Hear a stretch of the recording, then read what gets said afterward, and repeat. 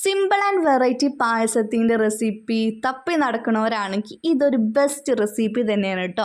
ആദ്യം തന്നെ പാനിലോട്ട് നെയ്യ് ചേർത്തിട്ട് അതിലോട്ട് അണ്ടിപ്പരിപ്പും കൂടി ചേർത്തിട്ട് ഒന്ന് റോസ്റ്റ് ചെയ്തെടുക്കുക. അതിലോട്ട് ഗ്രേറ്റ് ചെയ്ത് വെച്ചിരിക്കുന്ന ക്യാരറ്റും കൂടി ആഡ് ചെയ്തിട്ട് വീണ്ടും ഒന്ന് അതിൻ്റെ കളറൊന്ന് ചേഞ്ച് ആക്കി എടുക്കുക കേട്ടോ. പിന്നെ ഈ പായസത്തിലേക്ക് എത്ര മധുരം വേണോ അതിനനുസരിച്ചുള്ള പഞ്ചസാര ചേർക്കുക. ഞാനിവിടെ ഒരു പാക്കറ്റ് പാലിനുള്ള ആ ഒരു മധുരത്തിന് അനുസരിച്ചിട്ടുള്ള പഞ്ചസാരയാണ് കേട്ടോ ഇവിടെ ചേർത്തിരിക്കുന്നത്. പഞ്ചസാര ചേർത്ത് കഴിഞ്ഞാൽ നമ്മുടെ ക്യാരറ്റ് ആകെ വെള്ളം പോലെ ആവും കേട്ടോ.